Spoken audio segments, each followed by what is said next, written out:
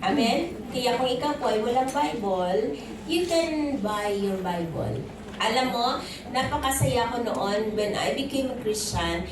17 years old po ako when I come across personal nung talagang ibinigay ko buhay ko sa Panginoon. Pero maliit pa ako, the word of the Lord has already planted in my heart. Bakit? Dahil umaattend po pala ako ng DVBS. Nung naging Kristiyano ako, nagulat ako na may certificate ako ng pag-attend ng Daily Bible Vacation, DVBS. Sabi ko, and then I appreciate it.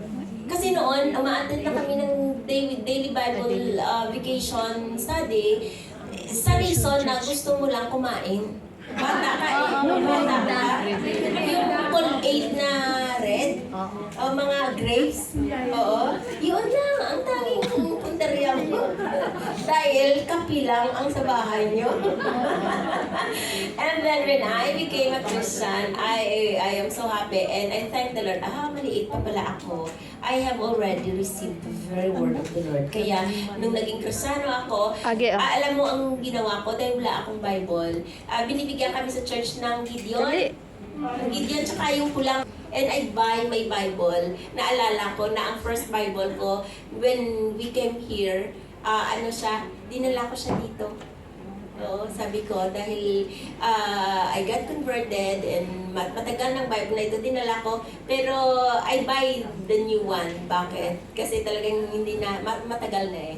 Kaya kung wala kang Bible, set an amount. Kasi iba ang binigay na libre, iba po ang binili mo.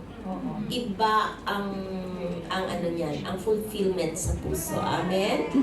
Okay. This time, we are going to continue our series of lesson in our joint Bible study. Naalala niyo pa ano ang last lesson natin? Ate Cecil, alam mo pa? Nakalimutan, Ate Cecil.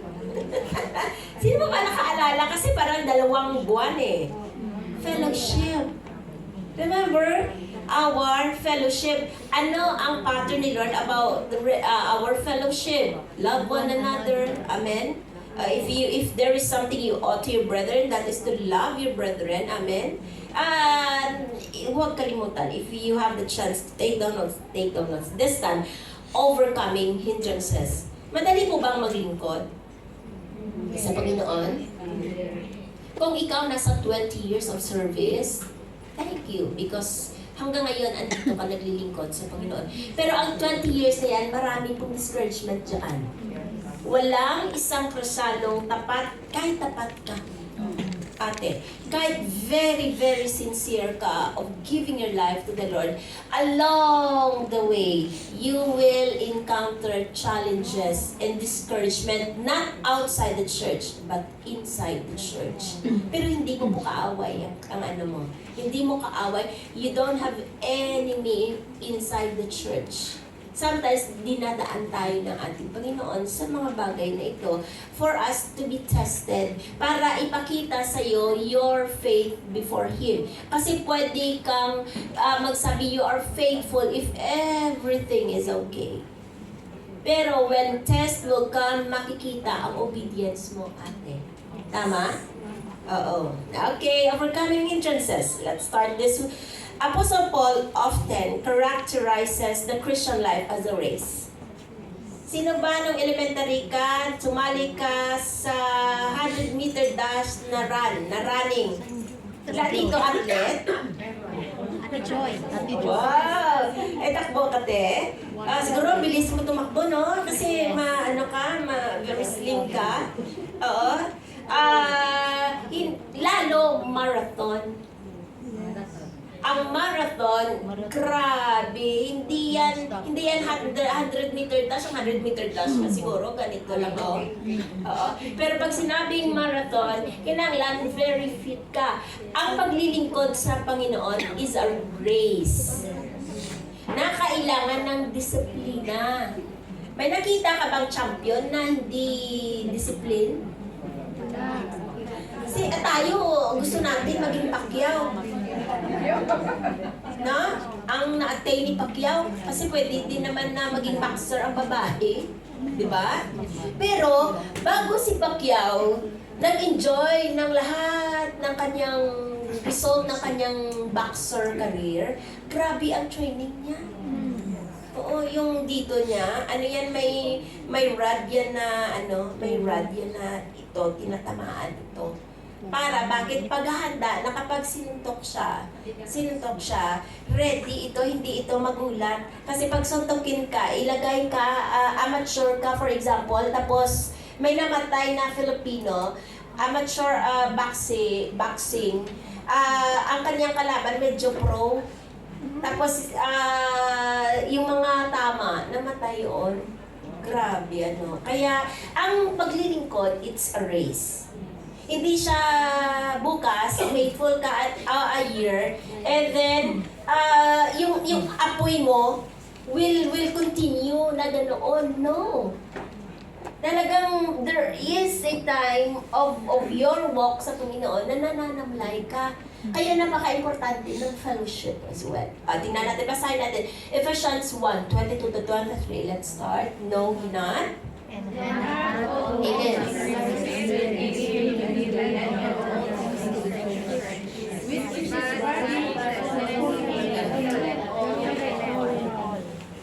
Okay.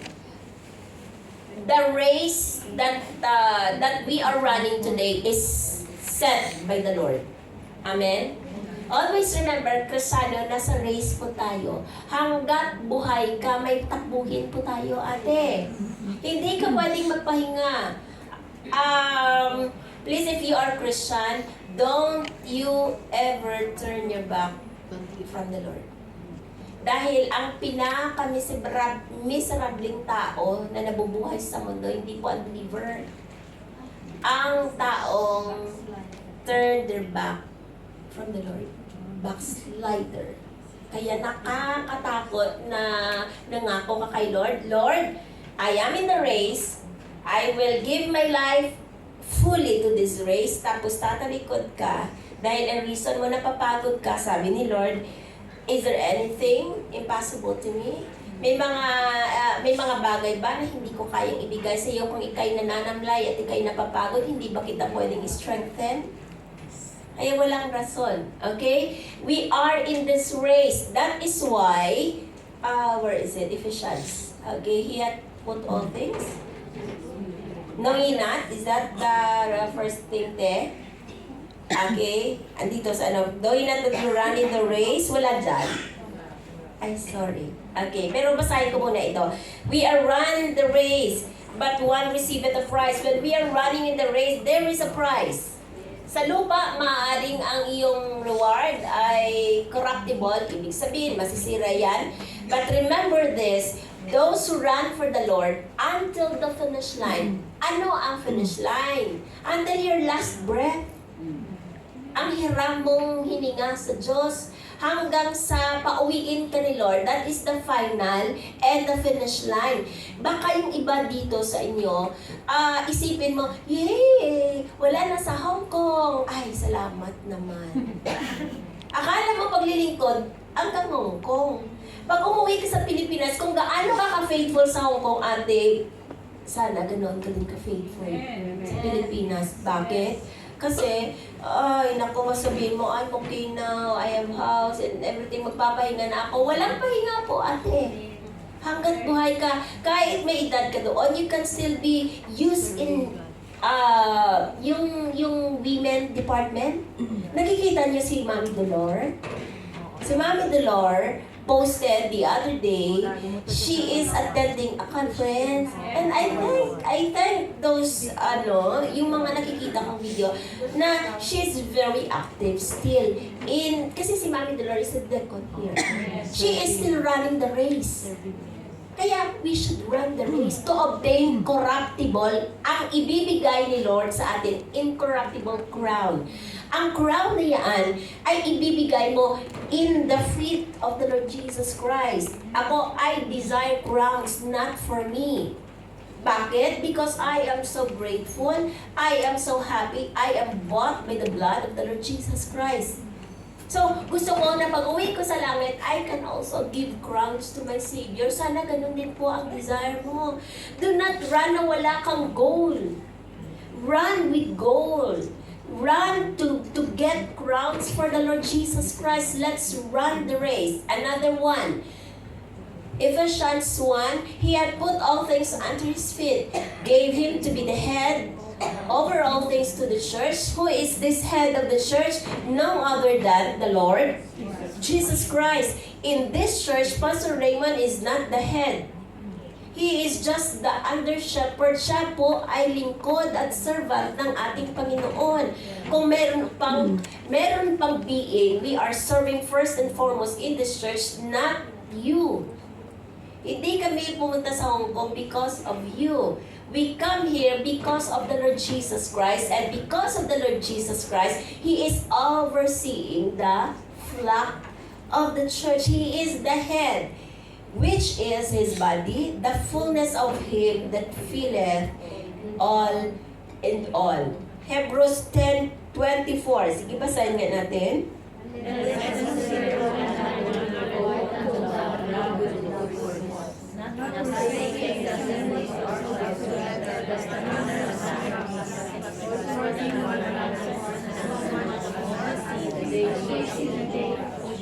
Sorry po ate, ha? Hindi dapat yan ang pinost ko. Pero dito sa Run the Race, mamaya iba yan, okay? In Galatians 5:7, ye did run well. Who did hinder you that you should not obey the truth? Kung ikaw tatanungin ko sa iyong paglakad, sa iyong pagtakbo ngayon sa ating Panginoon, sino ba ang pwedeng maghinder sa iyo in obeying the truth? Hindi ko alam. I do not know. It could be a friend. It could be a problem. No? So, but we have to be very careful. And then Hebrews 12:1, wherefore, seeing we also are compassed about with so great a cloud of witness. When we are running, we are in the running race, ha? Hindi ko alam kung anong lap ka na. Di ba sa marathon, may mga laps yan? Yes. First lap, third lap, okay? Hindi ko alam kung gaano ka na kalayo sa iyong running. Baka kung minsan nagpapahinga ka, sana sa lahat ng kikinig dito, hindi ka nagpapahinga, You keep on running. Okay? Because there are clouds of witnesses. Who are this? Christian who watch us from heaven. Okay? Si Pablo siguro, no? Nakikita si Ate Irma, si Pablo, go Irma. Okay? Let us set aside every way the sin which that so easily beset us, and let us run with patience. Ang paglilingkod, you should have patience that is set before us. Kasi kung wala kang patience, mahirap, wala kang pasensya. Tama? Sa kapatid mo lang, bear one another, mahirap. Hindi sa lahat ng panahon, masarap sang kasama. Di po ba? Hindi sa lahat ng panahon, okay ka emotionally, spiritually, physically. There are Sundays na ang sarap ng tulog. Di po ba? Di ba? Oo. Ewan ko, it's an irony na kung bakit, kung linggo, doon pa napakahirap gumising. Pero kung ikaw hindi nahirapan, amen to you. Pero talaga, it's an irony. Pero, hindi dapat. Ang isang athlete, nakita niyo yung outfit ng marathoners? Anong outfit nila? Let us, sabi nga, lahat ng mabibigyan, sabi mo. Imagine kung magra-run ka ng marathon, may backpack ka na 3 kilong laman. Tapos yung sapatos mo, walang spike or hindi siya running. Kasi ang lahat ng rubber shoes, it's either walking or running or hiking. Ang running, talagang pinag-aralan yan na design para maayos ang pagtakbo mo. So, kailangan, tapos yung attire mo, dapat manipis. Oo. E paano kung nagmarathon ka, may nakita ako na nag-cross sa school, yung mainit na mainit, cover ito kilat. Oo, tapos yung sasabihin mo na, kaya niya pa ba? Ilang steps lang ba ang kaya ito dahil sa init? Kasi pag marathon ka, ramdam mo lahat ng pagod. Mahirap tumakbo ng napakahaba. Kailangan mo maging pasensyoso. Kasi kung hindi ka nakatingin sa finish line, ang mabilis ka give up.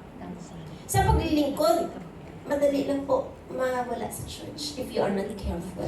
Let us set aside. Ano po ang nagpapabigat sa takbuhin ng isang Kristiyano para kay Lord?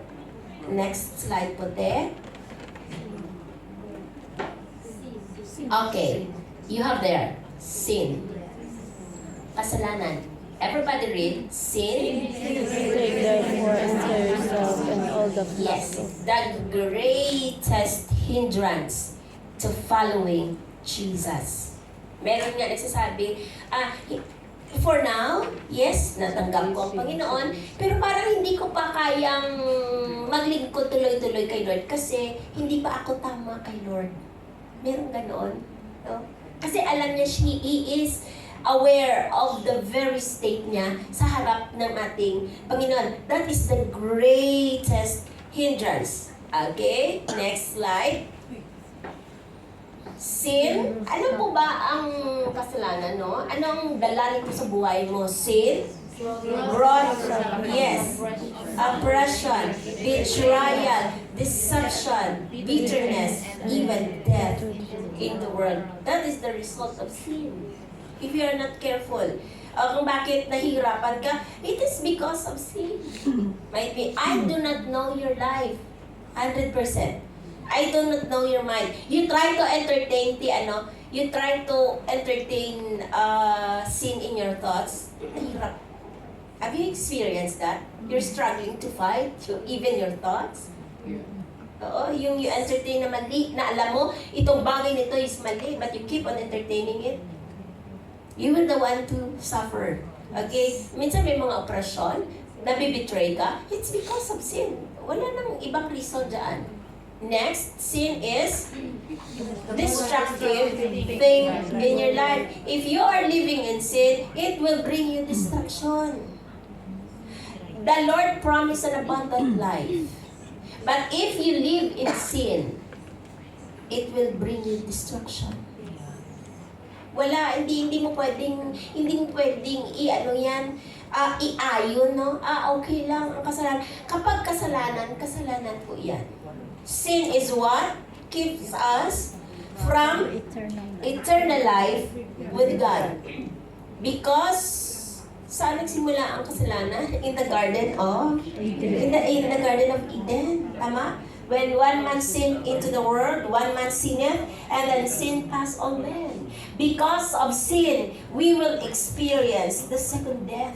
Not the separation, everybody, the first death is separation of our spirit from our physical body. But the death that is referred to in John 3:16, you are going to spend your eternity in hell. You will be separated eternally from our Creator. Grabe. It is because of sin. Pero may antidote ang sin. And that is the Lord Jesus Christ. Meron pong willful sin. Okay? Hindi po exempted ang kasalo dito, Okay? Everybody read. This is what we or willfully not doing what God has said to do. If we refuse to repent, willful sin will destroy us. Ang willful sin po, kahit kasalo ka, choosing to do something God said not to do. Alam mo, sa salita ni Lord, nagsasabi si Lord na huwag mo gawin ito, pero pinipili mo pa rin gawin ito. That is willful sin. Okay? Pinipili mong gawin ang kasalanan na ito. Okay? Or willfully not doing what God has clearly said to do. Halimbawa, sabi ni Lord, Worship me in spirit and in truth. Forsake not the assembling of yourselves. You have to come to my house of worship. Every Sunday, you have to give your life to me. Because someday you are going to stand before me. Yun ang sabi nila. Pero kapag pinipili mo na hindi mo ibigay buhay mo sa nagligtas sa'yo, dahil yun ang sabi niya, you choose to sin before God. And you are accountable to that. Okay? If we refuse to repent, willful sin will destroy us. Ang di lang mabuti, if you choose to sin, tapos nagkaroon na ng kalos ang puso mo, yun bang ang iyong conscience? Wala ka ng conviction? Kahit na alam mo mali, para sa'yo, I'm still okay. You're not okay. If you are living in sin, you're not okay. Ikaw lang nagdi-declare that you're okay. Okay? Kailangan mo, that's why we need to live in the truth of the Lord. Okay? Whenever we are aware of willful sin, kapag alam mo, very aware ka, kasi kapag anak ka ni Lord, alam mo kaya ang tama at mali. Totoo yan. The Holy Spirit will really convict your heart. Oo. Ang mali po sa salita ni Lord. Always consult your life in the Word of God. Kaya kung ikaw po, ate, bago ka sa church, if you want to grow, submit yourself sa lahat po ng training. Dahil mabilis ka po mag-grow kay Lord. You need the brethren. You need people for you to grow. Kasi God provides all these trainings as well as reading and hearing the very preaching of His Word. Whenever we are aware of willful sin, all we need to do is to confess and repent and receives forgiveness. He is faithful and just to forgive us. Pero wag mo naman abusuin si Lord, na humingi ka tawad ngayon, bukas babalik ka sa kasalanan. No, hindi dapat. It will hinder your growth.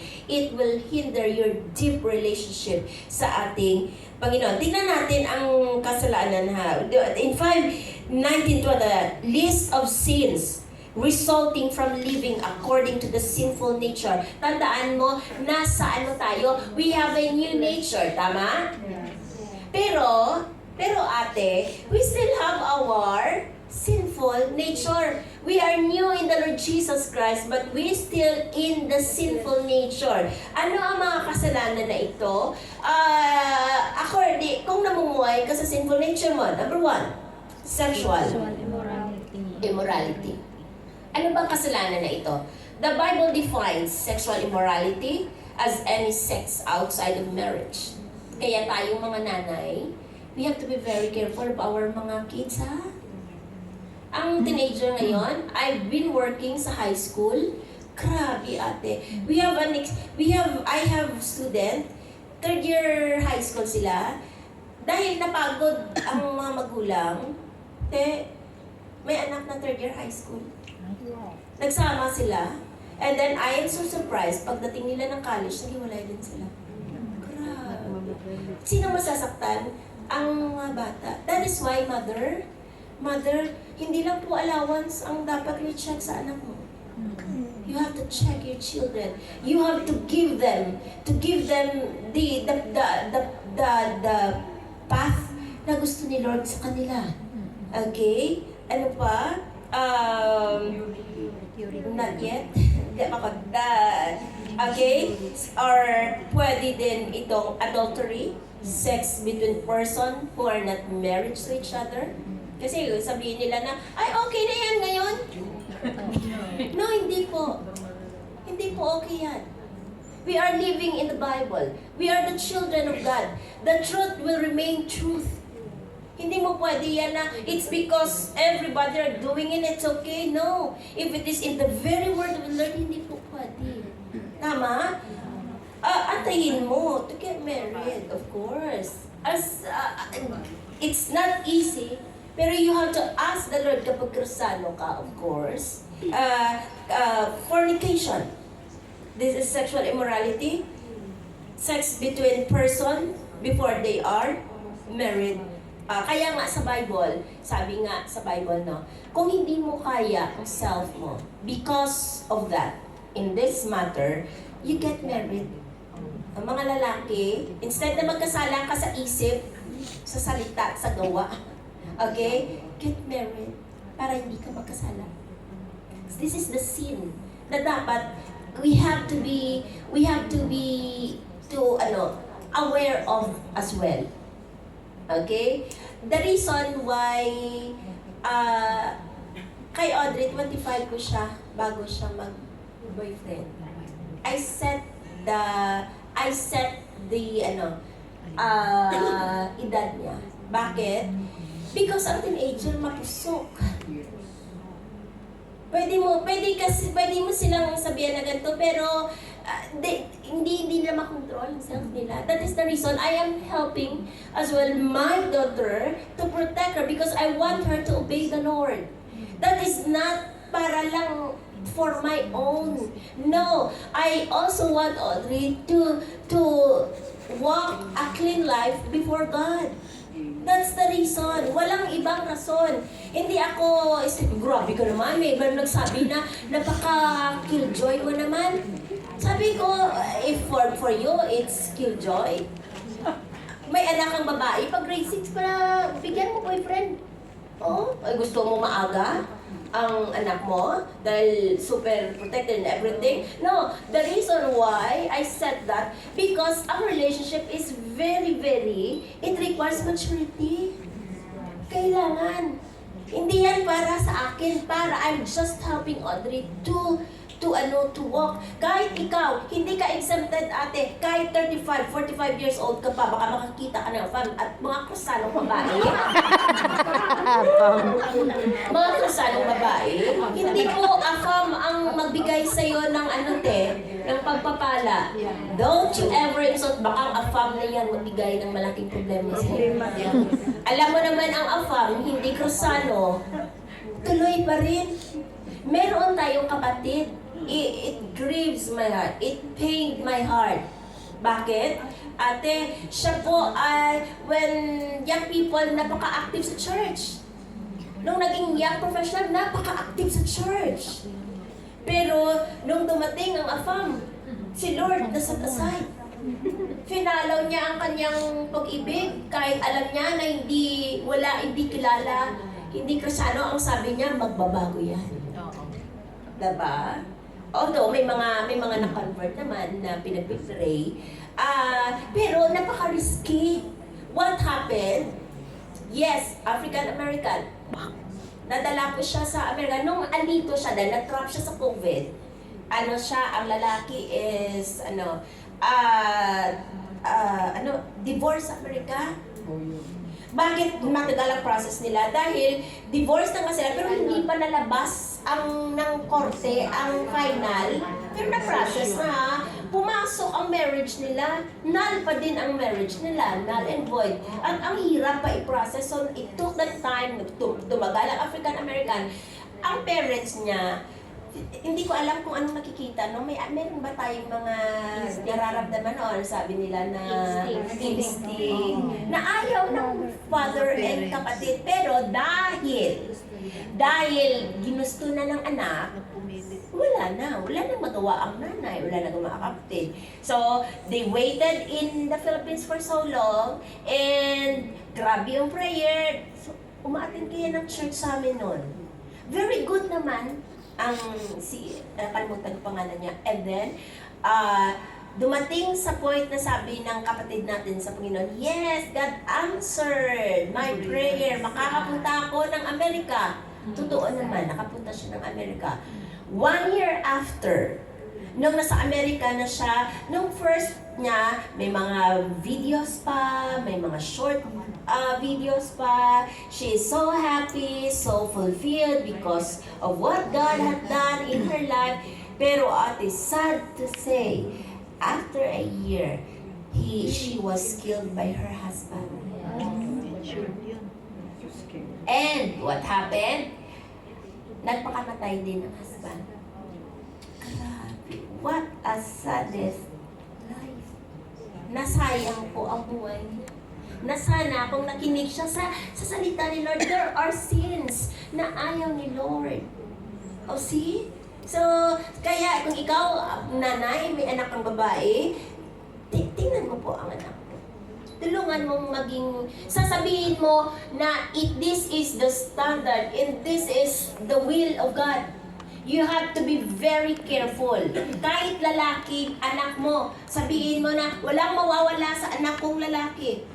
Dahil lalaki yan. It's okay, mag-girlfriend ka. It's okay, walang mawawala. Pero ang kasalanan mo kay Lord. You are going to stand before God and pay your sin. Next sin, according to Galatians 5, impurity. Impurity includes your thought life. Kung minsan dito nagsisimula ang mga maling. Bago na-commit ang isang kasalanan, dito muna yan, te. Inisip mo na yan. Alam mo na yan, pinoprocess mo yan sa isip mo. Your thought life. That is why meron tayong klase, may training dito, the mind of Christ. That is very, very helpful. Na ano ko na yun, yung the mind of Christ, isang libro yun. It is, ano siya, very helpful siya. Okay? Many movies. May na-surprise kami noon, na-surprise ako noon, te. Yung anak siya, di ba uso noon sa, nang dahil sa cellphone, pag may klase noon, ang ginagawa ng mga cute na mga lalaki, ng mga estudyante, para masira ang klase, pag may cellphone, iriring nila yung isa. Iriring ang cellphone, pag gulat ang guro, mag-stop, magagalit. At kapag galit ng guro, masaya ang mga naughty na boys. So, yan. Talagang masaya sila. Oo. So, ang gawin mo, para hindi sila magiging masaya, gawin mo din ang hindi sila magiging masaya. So, what we impose in our school? No cell phone. Mula 7:30 hanggang 4 o'clock. Kasi dismissal 4. May box yan. Naka-box yan ang grade 7, grade 8, grade 9, grade 10. Ang hindi mag-surrender ng cellphone, first offense, yan. Instead na 4, mag-aantay ka ng 5 o'clock pagkukunin. Ang pangalawa, patawag ng magulang. Ang pangatlo, i-stay cellphone sa school, kunin mo. Pero with consent ng parents. Hindi kami nag-i-impose ng policy without the parents' consent. Parents, why we impose this? Tulungan nyo kami. If hindi nyo gusto ang rules na to, pwede nyo kunin ang anak nyo.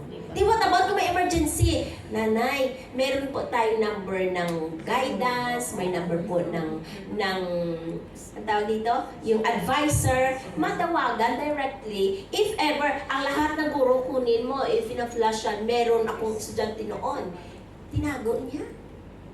Tinago niya ang cellphone niya, mi. Hindi alam. Tapos, yung ginawala, panakaw-nakaw silang gano'n, alam na gaano ba kalaki ang classroom na hindi makita kahit gano'n. Gumanon, tapos nasaya nila. Tapos nakita ko talaga, caught in the act, kasi gumanon ako, caught in the kinuha kong cellphone. Para hindi sila maging masaya, hindi ako nagalit. Of course, akala nyo Kunuha ko ng cellphone, tapos nagpatuloy. And then, nung tapos na ang klase, pinatawag ko yung may-ari ng cellphone. Kasi hindi ko naman pagalitan yung iba, wala namang kasalanan. Nung nakita kong cellphone, hindi ko na off. Nagra-run ang cellphone. Alam mo kung ano nakita ko? Yung mga malalaswa, pornography. Social media is very dangerous nowadays. You have to be very careful. Kung minsan, ang mga bata, why? Bakit sila maagang nakabuntis? Nakikita nila yan. Ang cellphone, kapag hindi ka maingat, nagpa-pop up yan ng mga porno sites.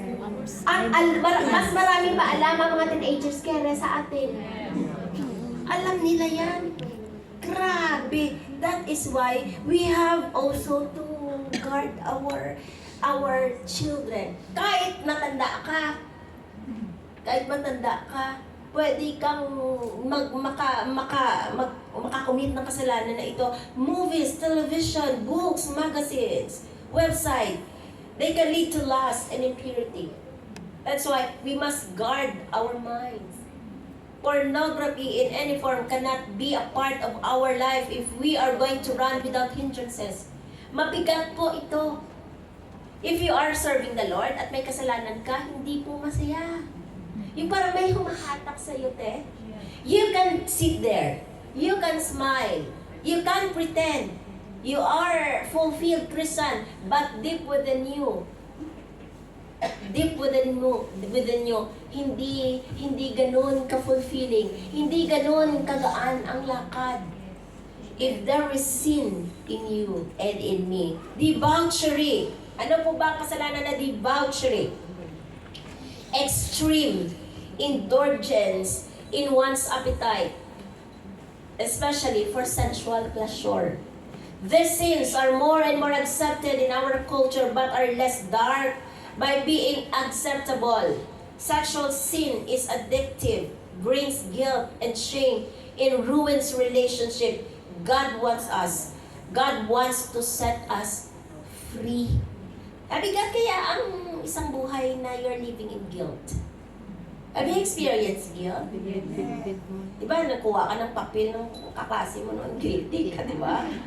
Ang everybody experience guilt. Sino ba dito, ikaw, Ate Susan, have you experienced guilt also? Ate Susan? For example, hindi ka nagpasa ng bagot, you can be guilty. Di po ba? Grabe ang guilt. Ang Lord, sabihin mo, Lord, kaya kung minsan, if you are living in sin, lalabas ka sa church, feeling mo, you're still empty. You're still empty. You're so tired. Bakit? It is because of sin. It is because of sin. That's why God wants to set us free. Dito, mga babae, even if you're married, no? Mag-ingat ha. Hindi porke nakakapunta ka ng Hong Kong, mas mataas na pagtingin mo sa sarili mo sa maraming nasirang relasyon. Maraming nasirang relasyon. Kaya mag-ingat po. Why? Because the eyes of the enemy are on us as well. Si Lord, the eyes of the Lord nakatingin sa atin. Pero the enemy is also watching us. He is waiting, kailan ka pwede i-pang. Okay? So, debauchery. Another sin, idolatry. Giving ultimate worth to someone or something other than God. Ang problema dito is self. Ang self mo. No? Kapag ang isang bagay, di ba, what is the rank of the Lord in your life? First. Diba? Pag kristiyano ka, the first being na nag-o-occupy ng buhay natin, ng puso natin, ng isip natin is the Lord, no other than. Amen?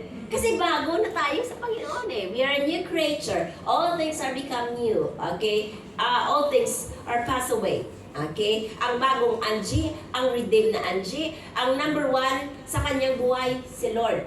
Kapag replisan niya, hindi na si Lord ang number one, si Lord, ilalagay ko doon ang boyfriend ko sa taas.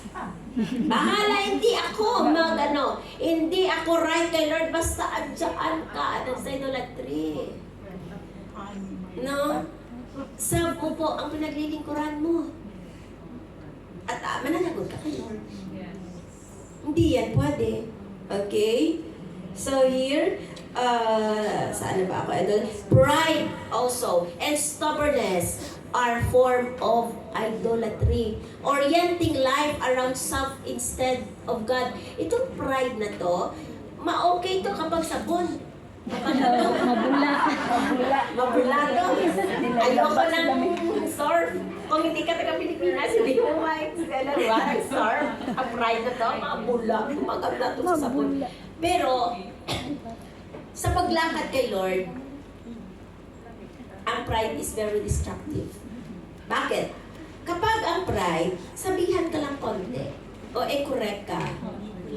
Galit ka? Tapos sasabihin mo, ayaw ko sa church na yan, lahat yan, tawag dito, yung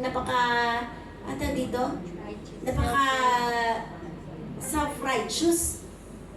Hindi po ate, ang pride, mawawala ka sa church kung hindi ka maingat sa pride. Yung hindi ako deserve nito. Hindi ako dapat ginaganito. Kung minsan, kailangan mo po mag-yield lang. Kailangan mo po ng kailangan mo ng humility. Kasi kikilala ka ni Lord na the Lord will arrange something kasi aayusin niya yung pride mo. Kailangan maging sensitive ka lang sa Panginoon. Ang pride will bring you distraction. Pride goeth before destruction. Ngayon, hindi pa.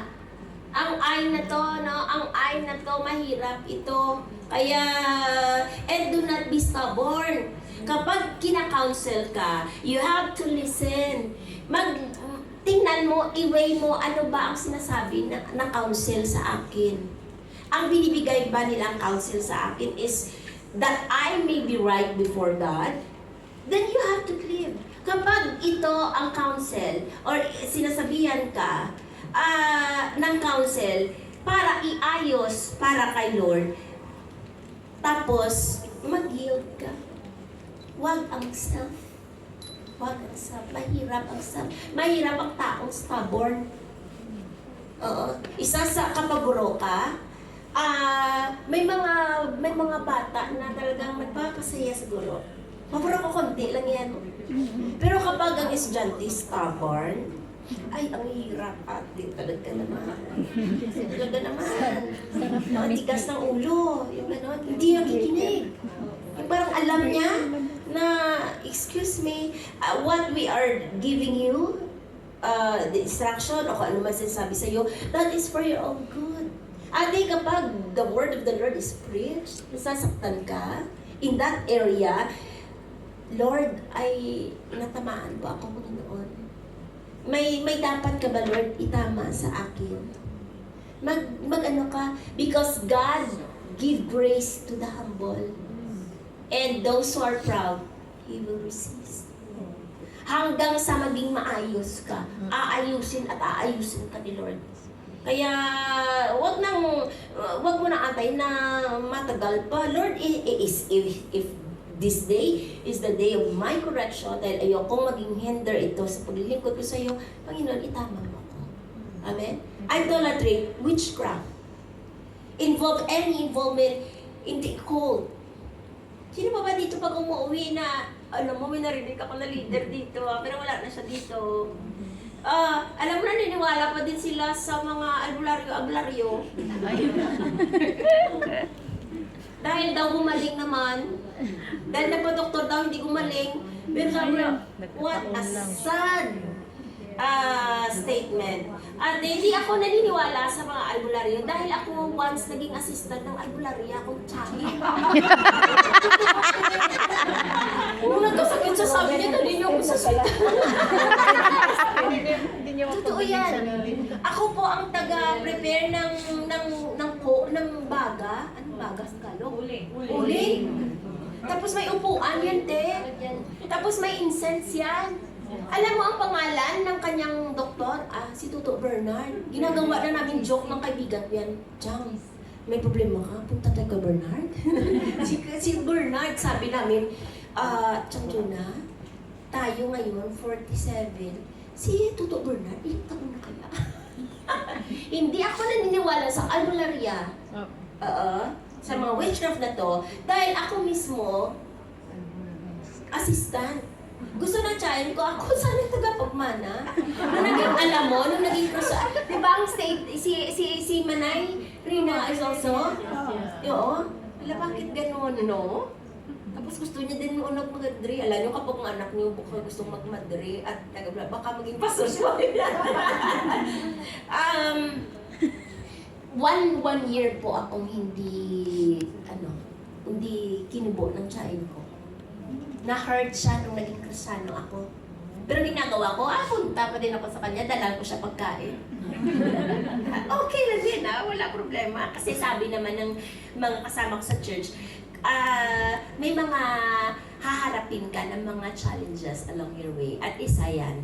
Kaya, hindi mo siya pwedeng awayin dahil hindi mo siya mag-gain kapag inaway mo siya.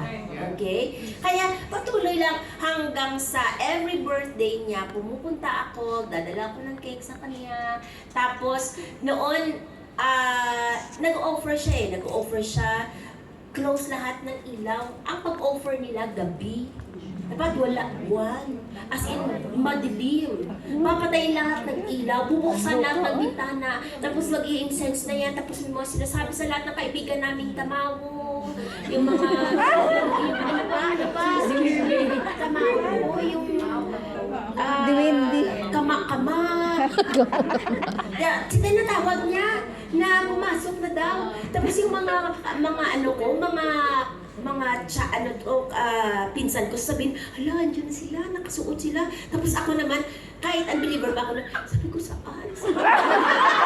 Bakit hindi ko makita? Hindi na lang hindi ako Tapos may vaccination kami noon. Sa mag-offer every night, birthday ng child ko, may vaccination yan para yung immune system mo. Oo, tapos nadaan yan, nakaupo kaming lahat, vaccination yung child ko, dyan, kasama niya daw si Tuto Bernard na yan. Tapos sabihin, itaas mo na ito. Itaas yan. Tapos, okay na. Yung iba kong mga pinsan, nagpa-ask if siguro na kapag, itaas na, tapos sabihin nila, agay.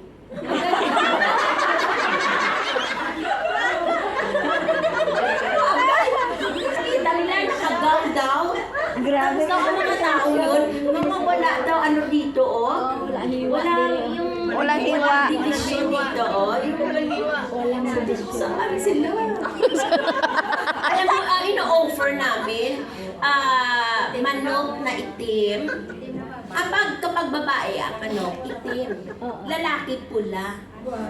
Tapos, yung gusaw, yung isda dito na makapal ang scale, yun, sinistim yan. Isistim yan, walang asin po ang ina-offer. Tapos, may mga beer, San Miguel, tapos may Royal, tapos yung mama ng mga matatanda, tapos may sigarilyo, grabe, tapos puso, yung sa Cebu na rice sa lube, Puso. dapat ganyan, hindi pwede na hindi ganoon. Tapos kapag medyo may pera ang child ko, baboy na itim. Pero ang baboy na yan, ililibing. Sayang. Pero ang manok, hipon, crab, lobster, hindi crab, hipon, tapos masasarap, sinestim yan. And after ng offering, kakainin. Kaya nung naging Kristiyano ako, pumupunta ako noon, nag-attend pa. Pero yung nag-okay na relationship ng child ko, pangalawang taon ko, sabi niya, hindi ka na pwedeng sumali. Lumabas ka na. Hindi na ako pinasali ng child ko. Nakagabi na. Kaya ginawa ko the third year, ang birthday niya May 5, pupunta ako, it's either May 4 or May 6. So dahil hindi na ako naniwala. Kapag Kristiyano ka, meron dito may nalaman ako na kapatiran natin, yung because may karamdaman siya, pinadala niya yung damit niya na used clothes para for consultation dahil wala naman daw mawawala. Ate, may mawawala sa'yo, magagalitan ka ni Lord. Witchcraft. Kaya yung narinig ko, talagang, Lord, I will do my part. Dahil nalaman ko, kinausap ko siya. And sabi ko sa kanya, this is the will of the Lord. Ito ang salita ni Lord. Kaya hindi niya tinubay. Kaya sabi ko sa kanya, yung damit mo na yon na used clothes, ibigay mo sa pastor at prihan. Yun na lang.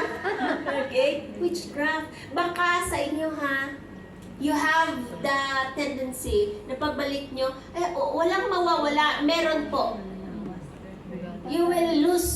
The favor of the Lord. Agad papaluin ka pa ni Lord. May mawawala. It's a lie of the devil to say, walang mawawala sa'yo. Next, hatred. Ito din, kasalanan ito. Hatred, discord. Yung nabubuhay ka sa galit. Sino ba dito nabubuhay sa galit?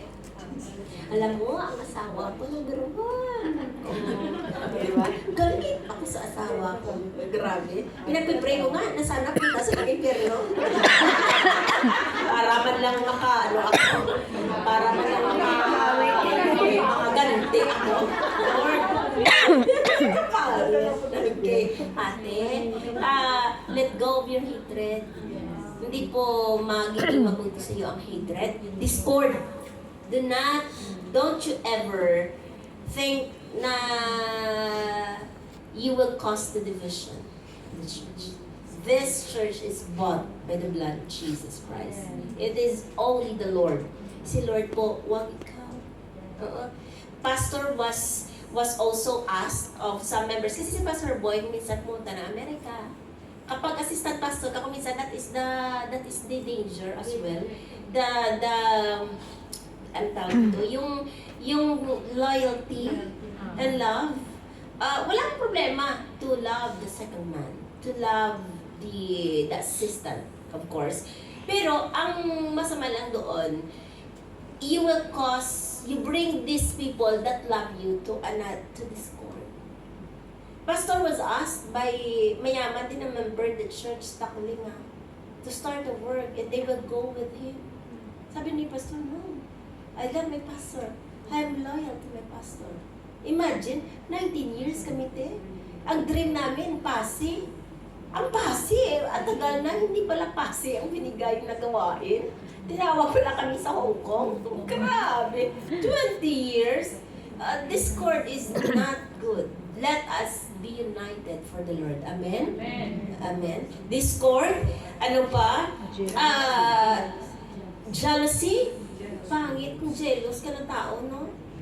Napaka-miserable mo. You're so jealous of other lives. Do not compare para wag kang mag-jealous, ate. Amen? Tandaan mo lang, if they are blessed, because they are faithful. A faithful man will always be above the blessing. Hindi mo yan pwede mag-create. Amen? Jealousy, kaingitin ka, no? Fits of rage, grabe. Gusto mo talagang magganti. Dissension, faction, envy, selfish ambition. Okay? Such sin affect and destroy relationship and make it possible to live in peace, joy, love, and contentment. Kapag ikaw ba ay jealous, may peace ka? Kapag nakita mo ang subject of your jealousy, grabe. Sira po ang whole day mo. Naglilingkod ka, galit ka sa isa. Tapos pipray ka, grabe ka. Nahirap yan. Selfish ambition is self-exaltation, self-promotion, doing things solely to impress others and make ourselves look good in their eyes. That is why we are always, sinasabi parati ni Pastor, do things in the church not for your self-exaltation, not for your self-promotion. Kung ikaw magbubukas ng church, do it for the Lord. I was once usher. Gusto ko mag-usher kaya sa church namin. No one told me, pero I volunteer myself. Tumatayo ako doon sa hagdan kasi yung church sa Kakuling sa hagdan. Tumatayo ako doon and I love to shake the hand, especially old people. I love old people. Oo, sila ni nanay, kapag yung mga matatanda na akyat na gano'ng pangatlo pa, tatakbuhin ko yun, bababa ko, kunin ko ang kanilang bag, tutulungan sila paakyat. I'm doing that for the Lord. Do it for the Lord. O, sumunod, nagsusulat ka dyan, ate, that is for the Lord. Walang maliit o malaking bagay. Kahit na pianist ka pa dito, pag hindi tama ang puso mo, hindi yan takasat na kay Lord. Pero kahit nagbukas ka dyan ng door, and you do it for the Lord, tinatanggap ko yan ni Lord yan. Malaki kay Lord yan. It matters, ating Panginoon. Amen? Amen. Christians cannot tolerate the sin in their lives. most of these sin are rooted in the deception that we are or have been treated unfairly, which lead to bitterness. No? Nakakatakot yung, they are unfair. Di ba? I'm not treated well. Malamig ko. Ate, alam mo, yung betrayal, tatapusin ko ito. Next month na ang tapos nito. I don't know kung naranasan nyo in the church. Yun bang, yung pinagpalit ka ba? Diba? You're so loyal to these people, to this person. And then, yung iniwan ka because of this person. Yung ang loyalty na wala. Naranasan kayo namin yun. It's okay. Though ang taong gumawa yun sa amin, although mahirap siya tanggapin, in your two mortal eyes nakikita the unfairness of treatment. Pero minahal pa din namin yung taong yun. That caused those ill feeling. When we are going through sa ganong phase, si Lord lang ang nag-ayos ng puso. Kasi kapag hindi careful, talagang mabubuhay ka sa galit. Yung alis ka ng church, tapos dala mo yung unfairness, yung galit na yun. And pagdating mo sa kabila, hindi ka maayos.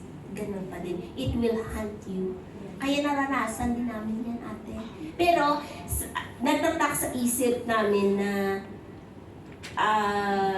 overcome evil with good. Kaya nag-struggle doon, nag-pray, Lord, restore the respect, restore the love to this person. Kasi leader siya. Restore. Wala kaming karapatan to go against. If that is the unfairness of the treatment, it's okay. We will remain faithful kahit ganoon ang nararamdaman. And then, you know what? Kapag naayos ang puso mo kay Lord, bumalik yung maayos. And na-restore our relationship. Hindi kami nanatili doon sa kalalan. Kaya, ate, let us be careful of the sin that will hinder our run or our service to our Lord. Daan na tayo sa 6. Okay? Okay. Next month na naman. Amen? Amen. Okay. Sana ang maikling devotion na ito ay nagbigay sa iyo ng understanding, the knowledge you need to run the race smoothly sa ating Panginoon. Let us all stand.